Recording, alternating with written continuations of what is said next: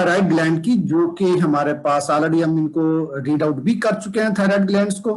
Thyroid gland जो है हमारे पास जो है ग्रोथ और मैच्योरेशन में इन्वॉल्व है, और उसके अलावा मेटाबॉलिज्म को मेंटेन करते हैं और बॉडी के फंक्शंस को नॉर्मलाइज करते हैं, टिश्यू की ग्रोथ करते हैं, डेवलपमेंट में बड़ी इंपॉर्टेंट रोल प्ले करते हैं। दो तरह के इसके हार्मोन है जो कि रिलीज होते हैं, एक हमारे पास थायरॉक्सिन है, दैट इज अ T4, और एक हमारे पास T3 है, दैट इज अ ट्राईआयोडोथायरोडीन। जो T4 है जिसको हम थायरॉक्सिन का नाम देते हैं, that is not in active form. जब वो बॉडी में जाता है तो वो एक्टिव फॉर्म में नहीं होता, it has to be converted to the triiodothyronine. इसको T3 में कन्वर्ट होना पड़ता है, तब ये जाके अपनी एक्टिविटी बॉडी के अंदर शो करता है। Okay ji,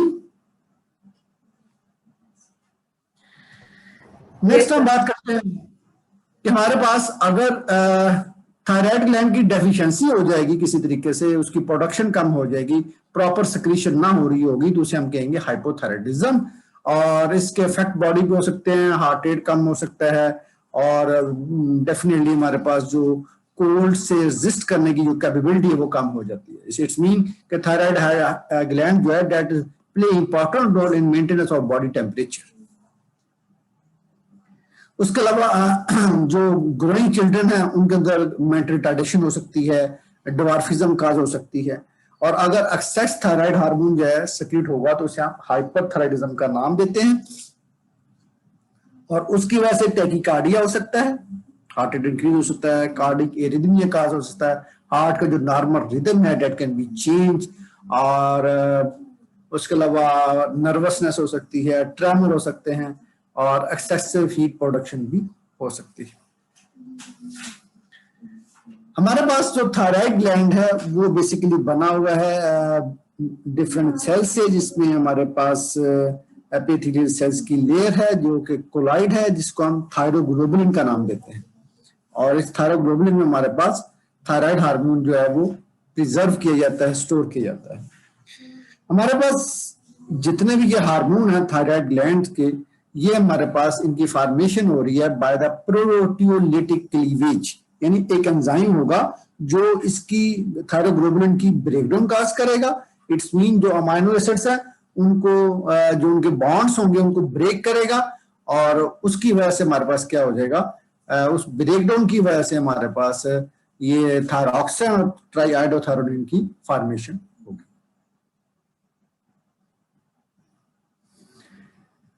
regulation of thyroid stimulating hormone.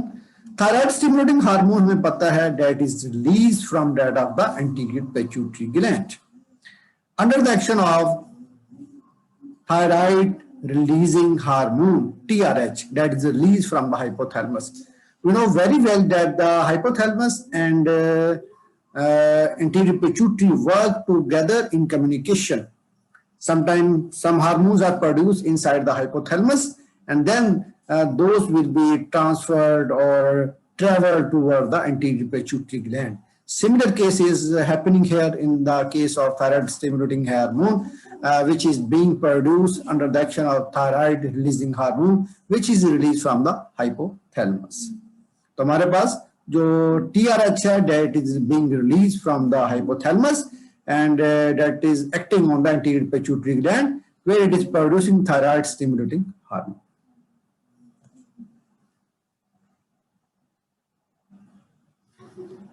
अब हमारे पास रेगुलेशन हो रही है थायराइड स्टिमुलेटिंग हार्मोन की। वो कैसे रेगुलेशन हो रही है कि हमारे पास डिफरेंट हार्मोन्स हैं, अगर वो बॉडी में सिक्रीट होते हैं या हम एडमिनिस्टर करते हैं उनको, तो वो क्या करते हैं, वो थायराइड स्टिमुलेटिंग हार्मोन की प्रोडक्शन को कम कर सकते हैं, उसकी सिक्रीशन को कम कर सकते हैं। कैसे कम करेंगे, कौन कौन सी चीजें कम करेंगे, डोपामीन देंगे, सोमैटोस्टैटिन देंगे या ग्लूकोकॉर्टिकॉइड्स देंगे, वो थायराइड स्टिमुलेटिंग हार्मोन की जो सिक्रीशन है, रिलीज है, उसको डिक्रीज कर सकते हैं। हमारे पास जो ये जो थायराइड हार्मोन है, these are mostly bound to the plasma protein like the thyroxine binding globulin. हमें पता है कि हमारे पास जो प्लाज्मा प्रोटीन्स हैं, एल्ब्यूमिन है और दूसरी कौन सी है, ग्लोबुलिन है। अब जो एसिडिक ड्रग होंगी वो किस साथ बाइंड करेंगी, एल्ब्यूमिन के साथ। जो बेसिक ड्रग्स हैं दो will bind with the globulin. तो हमारे पास इट्स मीन कि जो T3 और T4 है both are basic in nature, therefore they are binding with the globulin. हमने प्रोटीन बाइंडिंग पढ़ी हुई I think so in pharma 1। जी बच्चों, किसी के माइंड में है क्या होती है प्लाज्मा प्रोटीन बाइंडिंग? जी कोई बताना पसंद करेगा? जी उबैदुल्ला, आयशा, आशा शफीक, अलीना, हम लोग पढ़ चुके हैं। याद है लेकिन एग्जैक्ट याद नहीं। जी सनम, आप तो पढ़ चुकी हैं, मैंने पढ़ाया हुआ बड़े अच्छे तरीके से। जी कोई और? निदा, आशा जमशेद। ड्रग जो है वो बाउंड होती है प्रोटीन के साथ, प्रोटीन बाइंडिंग के साथ जो ब्लड में, तो शायद ऐसा कुछ था, इतना परफेक्ट याद नहीं। देख लें, ऐसे लग रहा है जैसे सदियां बीत गई फार्मा 1 पढ़े हुए। ऐसे ही है? ऐसे ही है सर। ये तो अच्छी बात नहीं है सर। ये सर मुझे याद आ गया थोड़ा थोड़ा, वो जो प्रोटीन बाइंडिंग होती है ना, प्रोटीन बाइंडिंग जो ड्रग के साथ हुई होती है सर, वो जो होता है ना, ये सर वो ड्रग बाइंड होती है तो वो ना सर जल्दी से मेटाबोलाइज नहीं होती है और वो स्टोर रहती है और उसके आहिस्ता आहिस्ता एक्सक्रीशन होती है। अच्छा, और कोई बात? ठीक है, इफ्जा ने अच्छी बात की है, शुक्र है इफ्जा का माइंड काम करना शुरू कर गया, लेकिन बाकी का अभी तक काम नहीं कर रहा। जी बात यह है बच्चों कि हमारे पास ये जो प्लाज्मा प्रोटीन्स होती हैं, इनके साथ बाइंडिंग होती है डिफरेंट ड्रग्स की। एसिडिक ड्रग जो वो एल्ब्यूमिन के साथ मिलेंगी और बेसिक ड्रग ग्लोबुलिन के साथ मिलेंगी।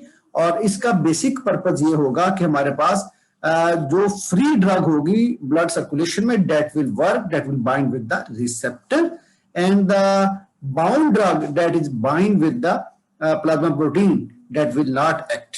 ठीक है, प्लाज्मा प्रोटीन से जो बाइंड करेगी वो ड्रग इफेक्टिव नहीं होगी, वो एक स्टोरेज फॉर्म में प्रेजेंट होगी लेकिन वो एक्टिव नहीं होगी अनटिल अनलेस हमारे पास जैसे ही बॉडी के अंदर जो फ्री फॉर्म में ड्रग है वो अपना एक्शन करने के बाद एक्सक्रीट होती है, तो उसके बाद जो प्लाज्मा प्रोटीन बाउंड ड्रग्स हैं वो डिसोसिएट होती हैं। और आफ्टर डिसोसिएशन क्या होता है उनका, कि वो जाके फ्री फॉर्म में जाके ये सब साथ बाइंड करती है।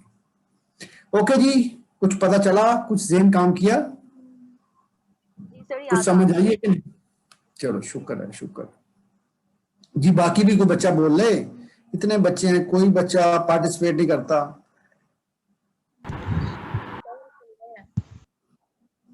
साथ साथ बोला करें, पता चले कि बच्चे जाग रहे हैं। क्या ख्याल?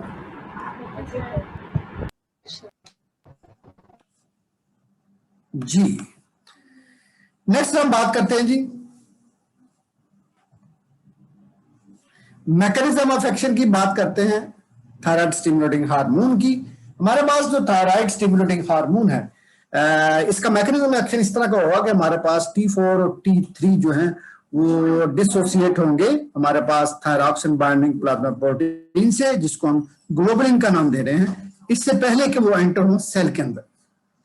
क्योंकि जब सेल के अंदर एंटर होंगे तो उसके बाद क्या होगा इनका, कि ये हमारे पास इनकी एंट्री जो है ना वो तब होगी जब ये फ्री फॉर्म में होंगे। जब ये फ्री फॉर्म में आएंगे तो इनकी एंट्री होगी बाय डिफ्यूजन और active transport.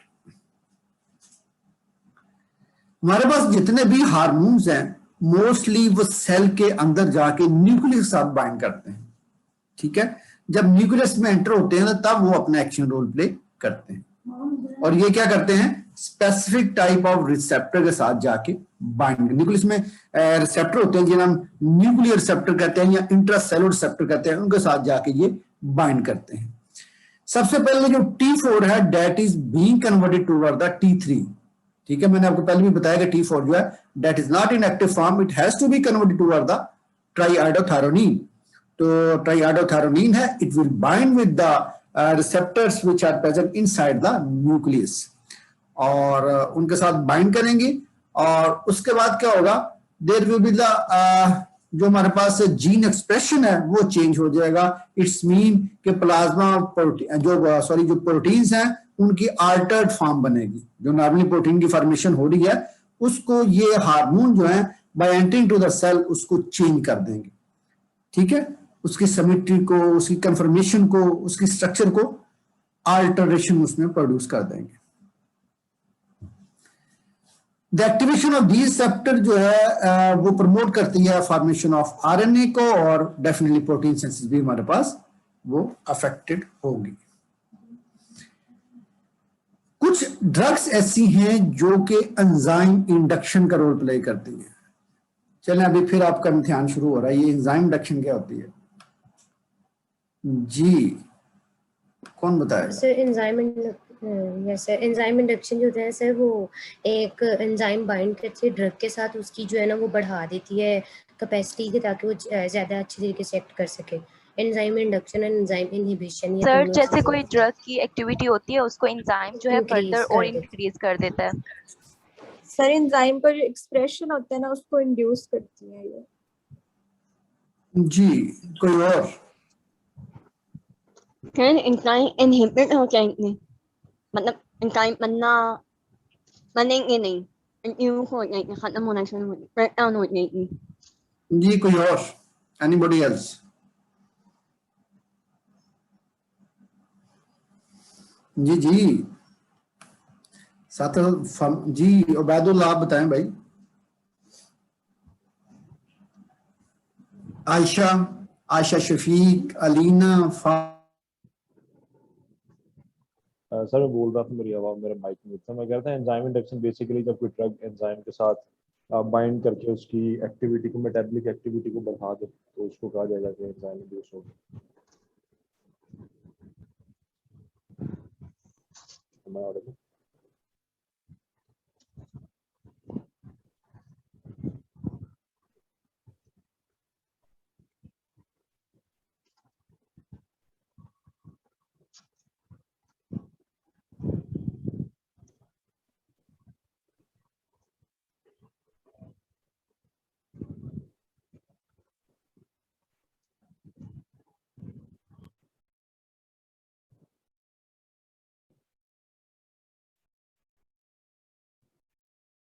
What just happened? I think sir चले गए। सर चले गए, डिस्कनेक्ट हो गया सर का। ओके, आ गए सर।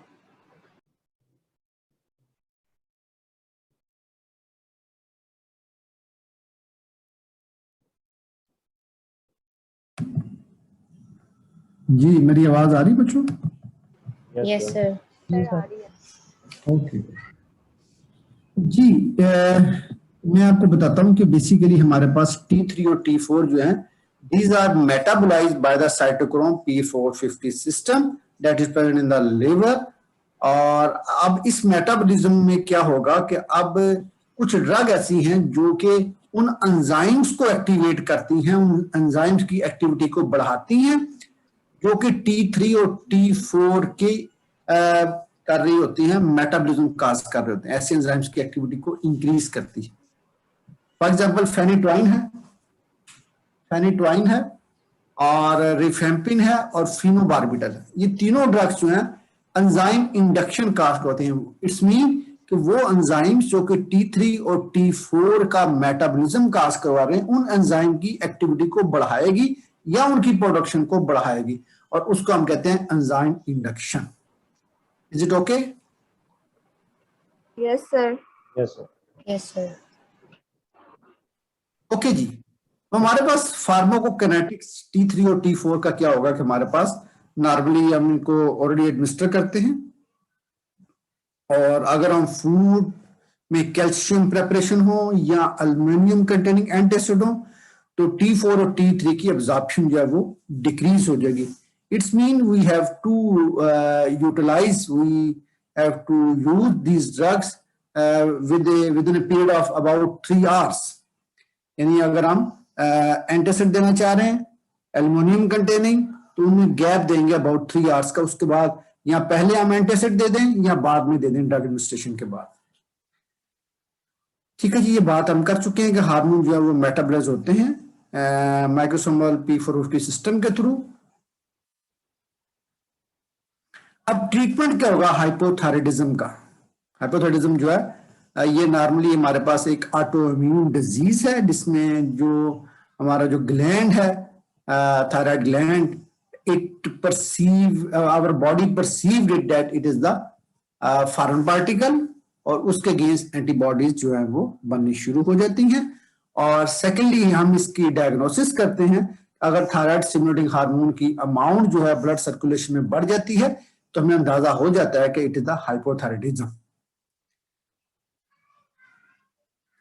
अब हमारे पास इसको हम ट्रीट करते हैं लीवोथायरॉक्सिन से, और वंस ए डे टेबलेट देते हैं, और इसकी because it has a longer half life, इसलिए हम इसकी एक ही डोज को एडमिनिस्टर करते हैं पर डे।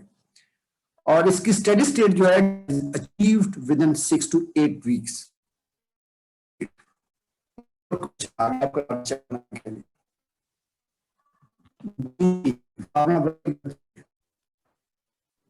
सर आपकी आवाज बहुत ब्रेक कर रही है। ब्रेक कर रही जी, अब आवाज ठीक आ रही है? Yes, sir sir. Yes sir. सकती है, क्या कर फिर सकते खराब हो हैं? गई है सर वो। ये खराब हो गई है, अभी ठीक है। अब ठीक आ रही है? सर है काफी distortion. Steady state, steady state क्या होती है? जी, what is state? Sir blood plasma में जो उसकी कंसंट्रेशन है वो उसको हम बोलते हैं, मतलब एक स्टडी लेवल पे है।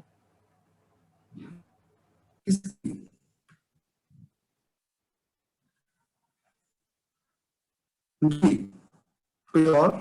Anybody else? Sir constant state मतलब एक ही रिजल्ट, ट्रीटमेंट का जो असर होता है। कांस्टेंट रिजल्ट आना। कांस्टेंट क्या करना? कांस्टेंट क्या लेके आना? सर कांस्टेंट रिजल्ट आना मतलब एक ही लेवल पे, मतलब आके वो फॉल कर रहा होता है। ठीक है जी, कोई और इसमें बता सके? कुछ बताएंगे, कंप्लीट नहीं इसमें आप नॉलेज। जी मामूर अफसर, फार्मा वन का क्वेश्चन है, क्या हो गया जो आपको बिल्कुल ब्रेन आपकी वॉश हो गए हैं? Yes sir. ब्रेन वॉश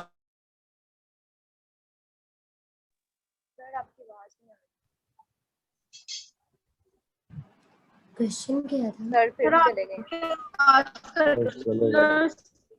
चले गए हैं सर। सर ने क्या क्वेश्चन पूछा था? स्टडी स्टेट क्या होता है? हर कोई व्हाट्सएप ग्रुप का लिंक भेज दे यहीं। मैं ऐड नहीं हूँ व्हाट्सएप ग्रुप में।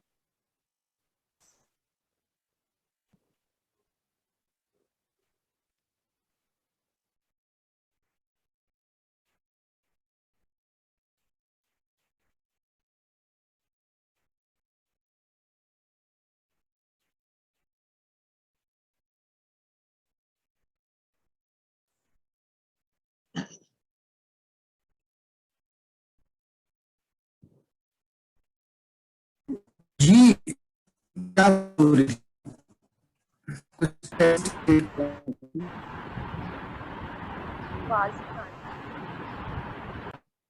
जी आवाज आ रही है मेरी? डिस्टॉर्शन बहुत ज्यादा है। जी सर अब यस आ सर। अब आ रही है? Yes sir. जी जी सर अब आ रही है। What is steady state?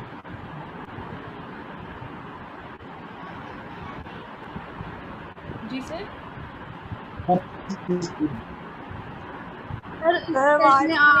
आज स्टेट्स का क्यों कांस्टेंट होगा?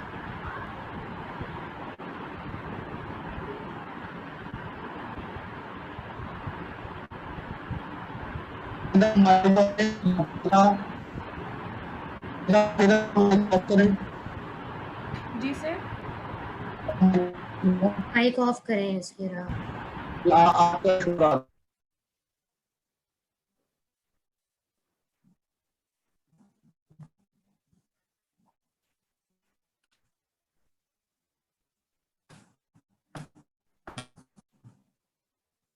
जी आ रही मेरी बच्चों? सर बहुत डिस्टॉर्शन है। डिस्टॉर्ट होगा।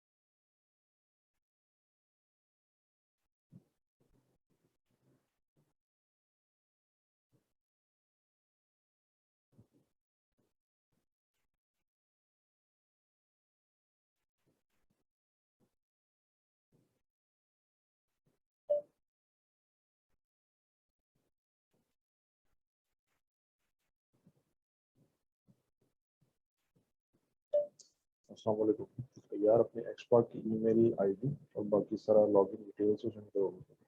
Plus the database is not accessible, तो काइंडली उसको भी एक्सेसिबल बना दो और लिंक दोबारा से शेयर करो।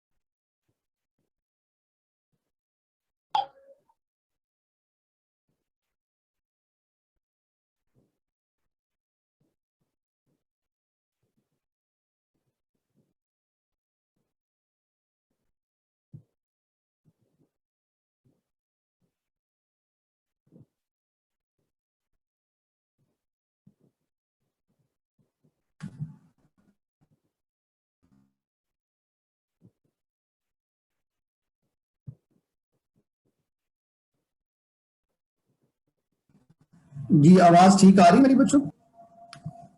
Yes sir. जी सर। जी सर।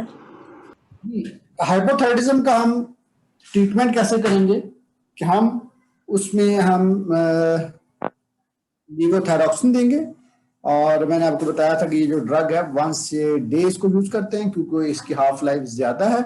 स्टेडी स्टेट मींस कि हमारे पास जो है वो उसकी वो ड्रग कंसंट्रेशन जो कि बॉडी के अंदर अफेक्ट शो कर सके, उसको मेंटेन रखने का नाम स्टेडी स्टेट का हम कहते हैं उसको। जैसे कि हम देखते हैं कि हम ड्रग को TDS देते हैं, 3 टाइम्स अ डे देते हैं। उसका पर्पस क्या होता है कि ब्लड में उसका एक लेवल मेंटेन किया जाए जिसको हम स्टेडी स्टेट का नाम दे सकते हैं। जैसे कि हम एक टेबल लेते हैं मॉर्निंग में, फिर आफ्टरनून देते हैं और फिर एक इवनिंग में लेते हैं। उसका पर्पस ये होता है कि आफ्टर 8 आवर्स हमारे पास ड्रग की कंसंट्रेशन ब्लड सर्कुलेशन में कम होना शुरू हो जाती है, तो हम सेकेंड डोज देके उस ड्रग को लेवल को मेंटेन करते हैं ताकि उसका अफेक्ट ब्लड में कंटिन्यूस प्रोड्यूस होता रहे। ठीक है, बॉडी के अंदर उसका इफेक्ट कंटिन्यूसली प्रोड्यूस होता रहे। उस चीज को हम कहते हैं स्टेडी स्टेट कंसंट्रेशन। ओके जी, नेक्स्ट हम बात करते हैं टॉक्सिसिटी क्या हो सकती है T4 की वजह से। नर्वसनेस हो सकती है, हीट पाल्पिटेशन है, टैकीकार्डिया है, इंटॉलरेंस टू हीट हो सकती है और वेट लॉस भी हो सकता है। अब ट्रीटमेंट क्या है हाइपोथायराइडिज्म का, उसमें हम हाइपोथायराइडिज्म में डेफिनेटली डिफरेंट डिजीज स्टेट्स आ जाती हैं। ग्रेव्स डिजीज है, टॉक्सिक एडिनोमा हो सकता है और गोइटर हो सकता है, तो इसको हम ट्रीट करते हैं। सबसे पहले हम क्या करते हैं, डिफरेंट ड्रग देते हैं, जैसे कि हम पढ़ चुके हैं प्रोपाइल थायोयूरासिड देते हैं जो कि हमारे पास हाइपोथायराइडिज्म को कम करती है। ठीक है, सेकेंडली अगर ये फिर भी ठीक ना हो रही हो हाइपोथायराइडिज्म ड्रग देने के बावजूद, तो हम क्या करते हैं, हम फिर इसकी रेडिएशन करते हैं। रेडिएशन से इसका साइज रिड्यूस करने की कोशिश करते हैं। अगर वो भी सक्सेसफुल ना हो हमारे पास ड्रग और रेडिएशन देने के बावजूद, तो फिर हम क्या करते हैं, इसकी सर्जिकल रिमूवल काज करते हैं। इसकी सर्जिकल रिमूवल हम काज कर देते हैं। सर हाइपरथायराइडिज्म जो है वो हाइपोथायराइडिज्म से ज़्यादा मतलब ट्रीटेबल मुश्किल होता है ना? जी, सर ये क्यों ज़्यादा होता है? डिफिकल्ट है इसको ट्रीट करना, तो डेफिनेटली हम इसको समटाइम ऐसे होता है कि जो पेशेंट होते हैं उनका जो कैसे कहते हैं, जो वेनिंग पाइप है जो ये हमारे पास टिकी है वो कंप्रेस हो जाता है और उसकी वजह से डेथ भी कार हो सकती है। जब उसका साइज जो है ज़्यादा बढ़ जाए थायराइड ग्लैंड का, तो death can result in death of the patient. ठीक है, तो उनकी जो आईज होती हैं वो बल्जिंग आईज होती हैं, उसका साइज इतना बढ़ चुका होता है कि तो पेशेंट की जो आईज हैं वो ऐसे बल्ज आउट होती हैं, वैसे बाहर निकली होती हैं। उनकी जो आईज हैं वो ऐसे बाहर निकलने वाली हैं, तो वो प्रेशर बढ़ जाता है। इसकी वजह से फील होता है कि पेशेंट जो है आईज में वो आउटर वर्ड मूव करने की कोशिश कर रहे हैं।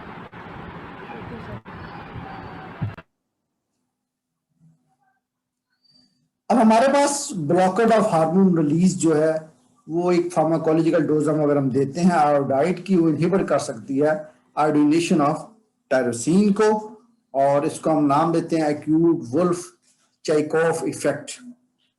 और ये इफेक्ट जो है कुछ देर के लिए मेंटेन रहता है कि आयोडीन देने से हमारे पास टायरोसिन की आयोडिनेशन रुक जाती है। तो हमारे पास सबसे ज्यादा हम चीज क्या है कि हम थायराइड हार्मोन की रिलीज को रोक दें।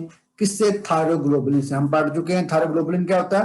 थायरोग्लोबुलिन जो हमारे पास एपिथेलियल लेयर होती है, कोलाइड लेयर होती है, और इसमें हमारे पास थायराइड ग्लैंड की स्टोरेज होती है। अगर थायरोग्लोबुलिन की प्रोटियोलिटिक ब्रेकडाउन होगी तब हमारे पास थायराइड हार्मोन जो है वो रिलीज होंगे। T3 और T4 की रिलीज तब होती है जब थायरोग्लोबुलिन की प्रोटियोलिटिक क्लीवेज काज होती है। अगर थायरोग्लोबुलिन की प्रोटियोलिटिक क्लीवेज